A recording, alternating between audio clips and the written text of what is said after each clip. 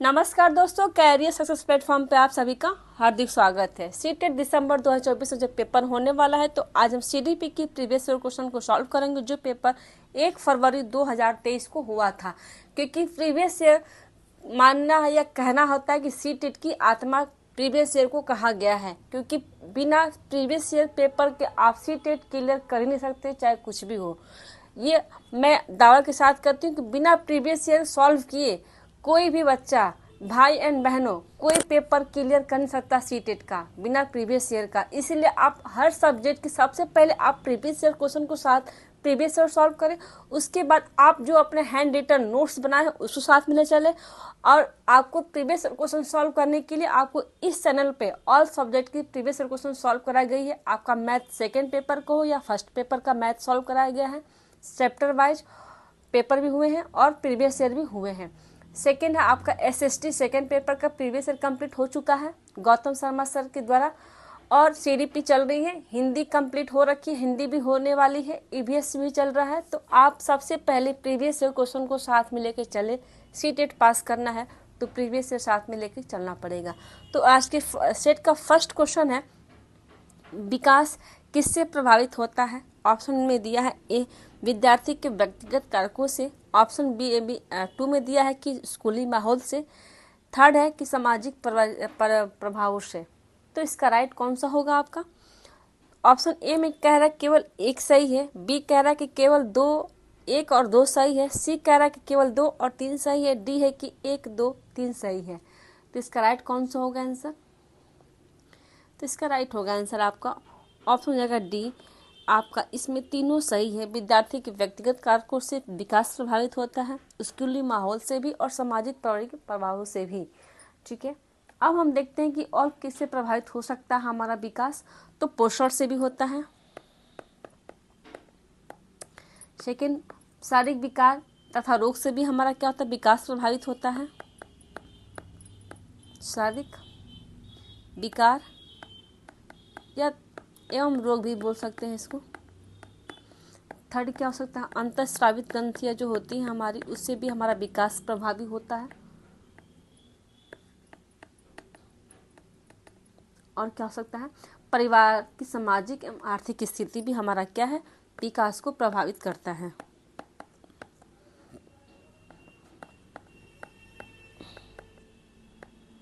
सामाजिक एवं आर्थिक स्थिति।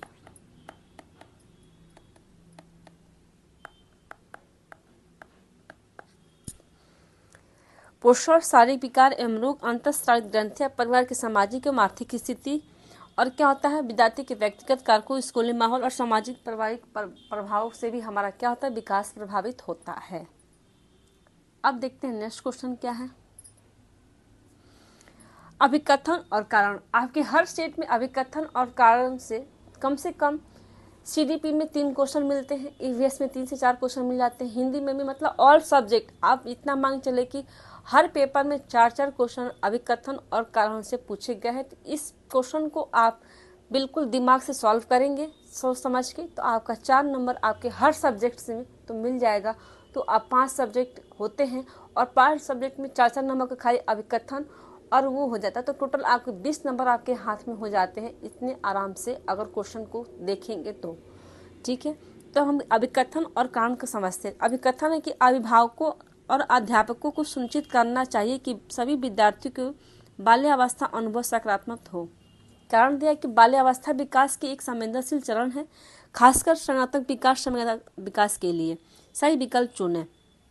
ऑप्शन ए है कि ए और आर दोनों सही है और आर ए की सही व्याख्या करता है। बी है कि ए और आर दोनों सही है लेकिन आर ए की सही व्याख्या नहीं है।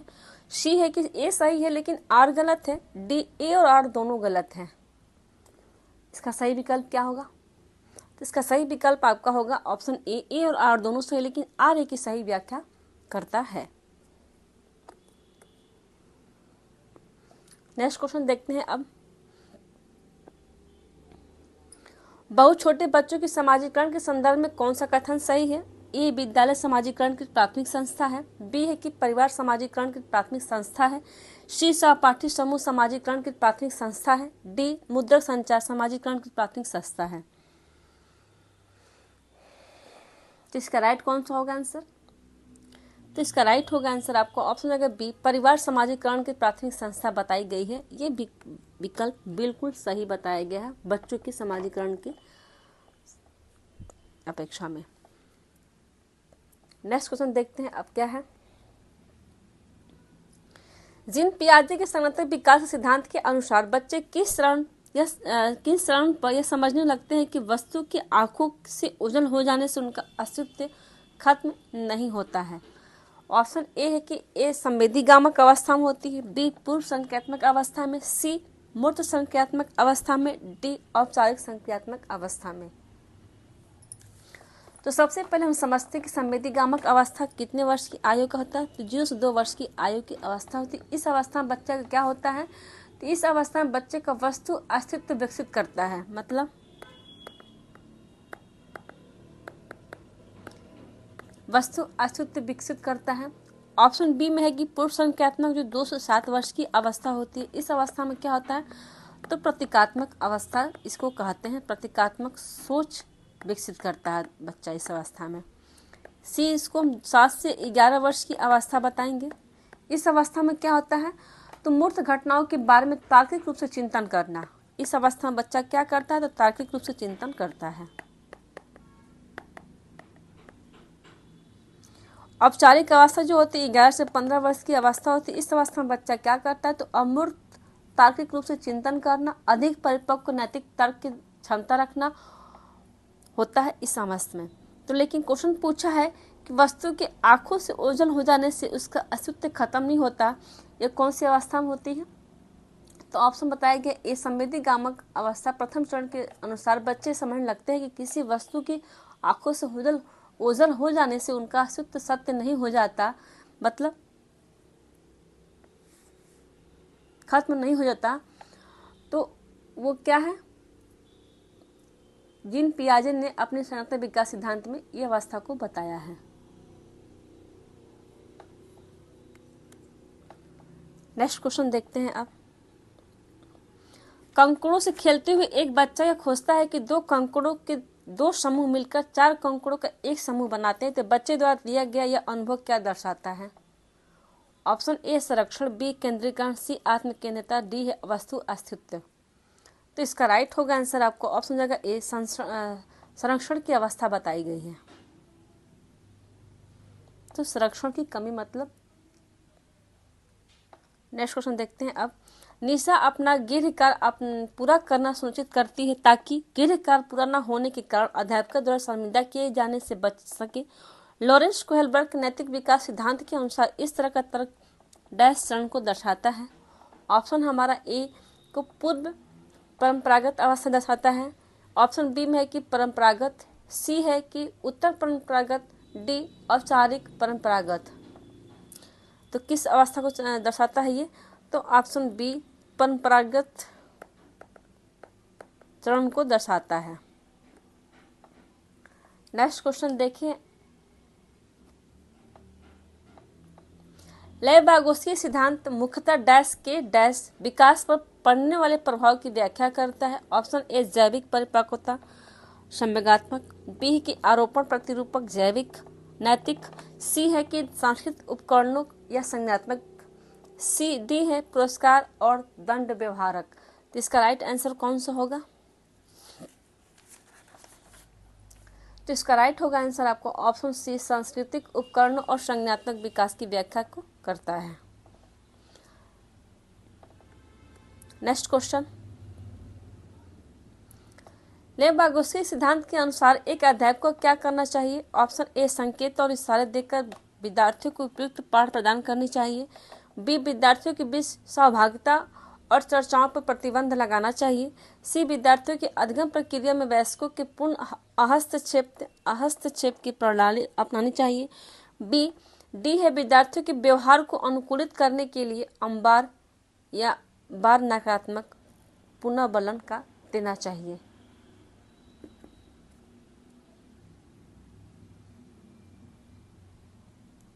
इसका राइट कौन सा होगा आंसर? तो इसका राइट होगा आंसर आपको ऑप्शन ए संकेत और इशारे देकर विद्यार्थियों को उपयुक्त पाठ प्रदान करनी चाहिए। नेक्स्ट क्वेश्चन है, एक प्रगतिशील कक्षा निम्न में से किसे प्रधानता देती है? ऑप्शन ए अध्यापिका द्वारा चयनित पढ़ाने के तरीके को, बी पाठ्यक्रम को पूरा करने को, डी परीक्षा केंद्रित शिक्षा शास्त्रों को, डी है विद्यार्थियों के मतों और अनुभवों को। तो इसका राइट होगा आंसर आपको ऑप्शन डी, विद्यार्थी के मतों और अनुभवों को प्रधानता देती है। नेक्स्ट क्वेश्चन, हावर्ड गार्डनर की बुद्धि संकल्पना के अनुसार निम्न में से कौन सा कथन सही है? ऑप्शन ए बुद्धि लब्धि किसी व्यक्ति के भविष्य में सफल होने की संभावना सबसे सटीक अनुमान है। ऑप्शन बी है कि बुद्धि वातावरणीय कारकों द्वारा प्रभावित नहीं होती। सी है व्यक्तियों में विभिन्न प्रकार की बुद्धियों के विभिन्न स्तर पाए जाते हैं। ऑप्शन डी की बुद्धि की सामूहिक परीक्षण विद्यार्थियों की बुद्धि स्तर मापने का सर्वोत्तम जरिया है। तो इसका राइट आंसर कौन सा होगा? इसका राइट होगा आंसर आपको ऑप्शन सी, व्यक्तियों में विभिन्न प्रकार की बुद्धियों के विभिन्न स्तर पाए जाते हैं। नेक्स्ट क्वेश्चन देखते हैं अब, समकालीन सिद्धांतों के अनुसार किस प्रकार का कक्षा माहौल संज्ञान को सुशासित करता है? ऑप्शन ए मुद्रक संपन्न और संसाधन परिपूर्ण, बी है भय मुक्त और धमकी भरा, सी अगम्य और बहिष्कारी, डी उपदेशात्मक और पाठ्य पुस्तक केंद्रित। तो इसका राइट होगा आंसर आपको ऑप्शन ए मुद्रक संपन्न और संसाधन परिपूर्ण, इसका राइट होगा आंसर। नेक्स्ट क्वेश्चन देखते हैं अब, जेंडर।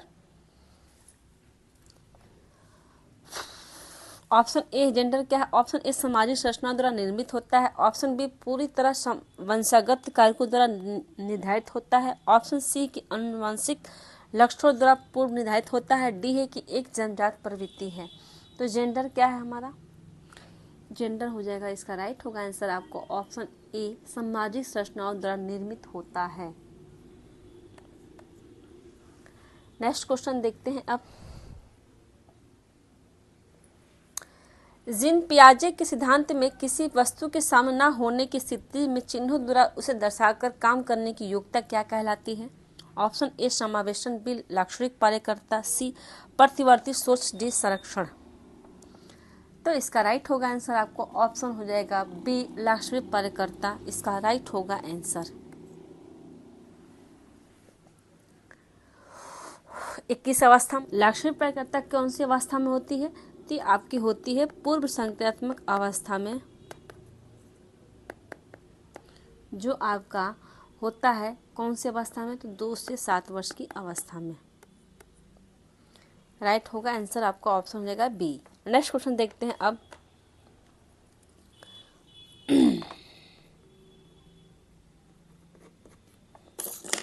रचनात्मक मूल्यांकन निम्न में से किस लिए प्रभावी होता है? ऑप्शन ए विद्यार्थियों में असफलता का निरंतर भय पैदा करने में, बी है विद्यार्थियों के प्रदर्शन की एक दूसरे की तुलना करने में, सी विद्यार्थियों की अधिगम प्रगति को समझने ताकि उन्हें तदनुसार सहायता प्रदान की जा सके, डी है विद्यार्थियों के नामीकरण और वर्गीकरण के विशेष विद्यालयों के लिए निर्दिष्ट करने के लिए। तो इसका राइट होगा आंसर आपको ऑप्शन सी, इसका राइट होगा आंसर कि विद्यार्थियों के अधिगम प्रगति को समझने ताकि उन्हें तदनुसार सहायता प्रदान की जा सके। नेक्स्ट क्वेश्चन देखते हैं, अभिकथन और कारण। अभिकथन है कि एक कक्षा में अध्यापिका को विद्यार्थियों को अपने विचारों के मौखिकरण, चर्चा और वैचारिक बहस करने के लिए बढ़ावा देना चाहिए। कारण है कि भाषा विकास और संज्ञानात्मक विकास किसी भी तरह से एक दूसरे से संबंधित नहीं है। विकल्प कौन सा सही होगा? ऑप्शन ए है कि ए और आर दोनों सही है लेकिन आर ए की सही व्याख्या करता है। ऑप्शन बी में कि ए और आर दोनों सही लेकिन आर ए की सही व्याख्या नहीं है। सी है कि ए सही लेकिन आर गलत है। डी है कि ए और आर दोनों गलत हैं। इसका राइट कौन सा होगा आंसर? इसका राइट होगा आंसर आपको ऑप्शन हो जाएगा सी, ए सही है लेकिन आर गलत है, क्योंकि इसने कहा कि भाषा विकास और संज्ञानात्मक विकास किसी तरह से एक दूसरे से संबंधित नहीं है, गलत है, जबकि एक दूसरे से संबंधित है। नेक्स्ट क्वेश्चन देखते हैं अब, निम्न में से कौन सा अवधान न्यूनता अतिक्रियाशीलता विकार ADHD का प्रारूपिक लक्षण है? ऑप्शन ए है कि लंबी अवधि के लिए केंद्रित रहना, बी है कि धीमा क्रियाशीलता स्तर, सी आवेगशीलता, डी है कार्य व्यवस्था के उच्च स्तर। तो इसका राइट कौन सा होगा? इसका राइट होगा आंसर आपका आवेगशीलता, इसका राइट होगा आंसर। नेक्स्ट क्वेश्चन देख सकते हैं आप। निम्न में से कौन सा कथन अधिगम आवश्यकताओं जैसे कि पठन वैकल्य, गुणज वैकल्य इत्यादि के संदर्भ में सही है? ऑप्शन ए है कि अधिगम आवश्यकता से जूझते सभी विद्यार्थी एक जैसे होते हैं। ऑप्शन बी में कि अधिगम आवश्यकता से जूझते बच्चे विद्यार्थी अधिगम आकलन के लिए मानकीकृत परीक्षा सबसे बेहतर होते हैं। ऑप्शन सी में कि अध्यापक केंद्रित शिक्षा शास्त्र अधिगम आवश्यकता से जूझते विद्यार्थियों के संज्ञानात्मक विकास को सुधारित करने के लिए सर्वोत्तम होते हैं। डी में कि अधिगम आवश्यकता तंत्रिका संबंध और वातावरणीय दोनों तरह से कारकों से प्रभावित होती है। तो इसका राइट कौन सा होगा आंसर? इसका राइट होगा आंसर आपका ऑप्शन होगा डी, अधिगम आवश्यकता तंत्रिका संबंध और वातावरणीय दोनों तरह के कारकों से प्रभावित होता है।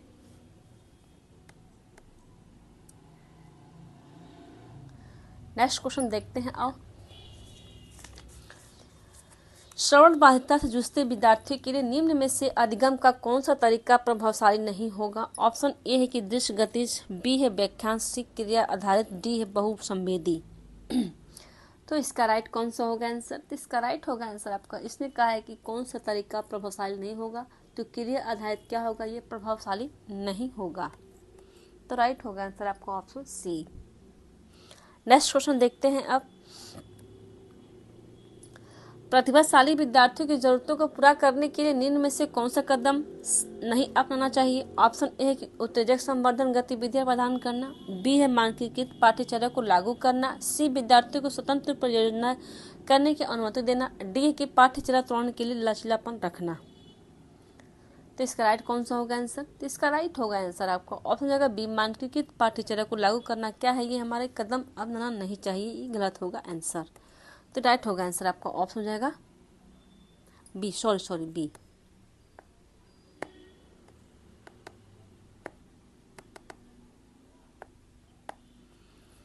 बी इसका राइट होगा आंसर। नेक्स्ट क्वेश्चन देखते हैं आप।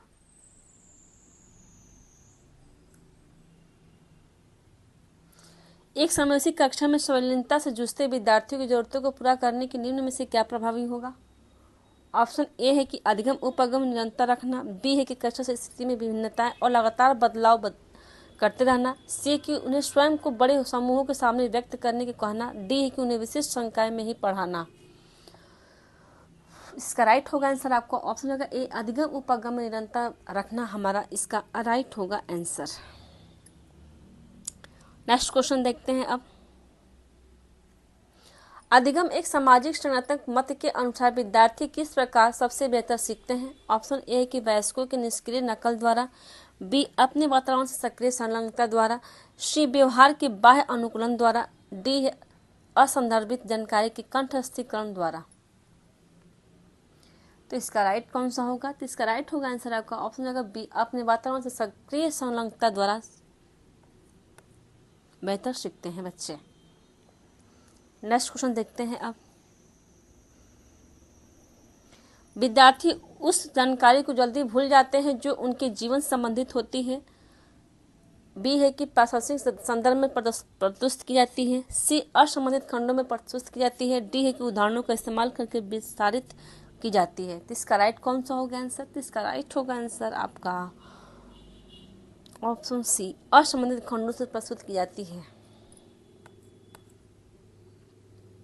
नेक्स्ट क्वेश्चन देखते हैं। निम्न में से कौन सा प्रक्रियात्मक ज्ञान का उदाहरण है? ऑप्शन ए, पौधारोपण के लिए मिट्टी कैसे तैयार की जाती है, ऑप्शन बी है कि A+B² का सूत्र याद करें, क्या है? सी है कि सी में होगा कि भारत को आज़ादी कब मिली थी, भारत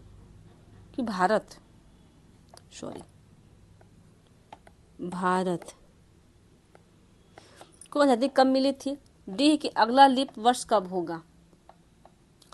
तो इसका राइट होगा आंसर आपको ऑप्शन जाएगा ए, पौधारोपण के लिए मिट्टी कैसे तैयार की जाती है, ये बच्चों के लिए क्या है? प्रक्रियात्मक ज्ञान का उदाहरण है।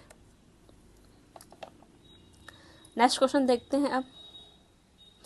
अधिगम को सुसाधित करने हेतु एक अध्यापक को क्या करना चाहिए? ऑप्शन ए कि विषय वस्तु को विद्यार्थियों को सामाजिक संदर्भ से अलग रखना चाहिए। बी सम प्रत्यय मानचित्रण के इस्तेमाल को हतोत्साहित करना चाहिए। सी कि विद्यार्थियों में उच्च स्तरीय प्रतिस्पर्धा को प्रोत्साहित करना चाहिए। डी विद्यार्थियों को ज्ञान सृजन के अवसर प्रदान करना चाहिए।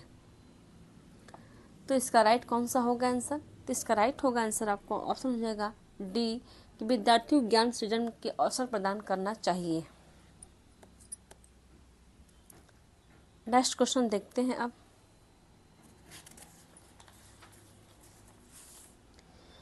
आपकी कक्षा में कुछ विद्यार्थी दिए गए सवाल को हल करने में दिक्कत महसूस कर रहे रहते हैं।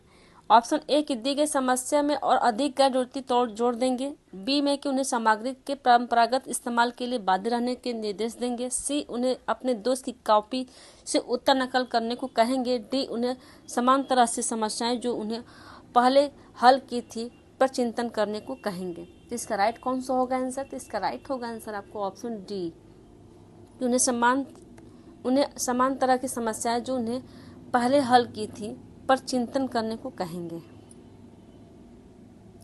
नेक्स्ट क्वेश्चन देखते हैं। एक ऐसा कक्षा माहौल तैयार करना जरूरी है जहां विद्यार्थी अपनी भ्रांतियों को व्यक्त कर सके। कारण ये आपका अभिकथन है। कारण दिया कि भ्रांतियां पर चर्चा करना अधिगम प्रक्रिया के लिए संगत महत्वपूर्ण है। सही विकल्प चुनें। ऑप्शन ए और आर दोनों सही है लेकिन आर ए की सही व्याख्या करता है। बी है कि ए और आर दोनों सही लेकिन आर ए की सही व्याख्या नहीं है। सी है कि ए सही लेकिन आर गलत है। डी है कि ए और आर दोनों सही गलत है। ऑप्शन हो जाएगा ए इसका राइट होगा आंसर कि ए और आर दोनों सही लेकिन आर ए की सही व्याख्या करता है। नेक्स्ट क्वेश्चन है। विद्यार्थी सीखने के लिए आंतरिक रूप से अधिक अभिप्रेरित होंगे अगर वे डैश के भाव को महसूस करें। ऑप्शन ए की निराशा, बी है शर्म, डी खुशी, डी है कुंठा। तो इसका राइट कौन सा होगा आंसर? तो इसका राइट होगा आंसर आपका खुशी।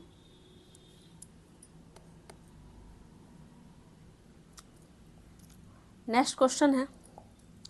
विद्यार्थियों को किस प्रकार के लक्ष्य निर्धारित करने के लिए प्रेरित करना चाहिए? ऑप्शन ए महारत अभिमुखी, बी है प्रदर्शन अभिमुखी, सी कार्य परिहारी, डी है प्रतिस्पर्धा निर्देशित।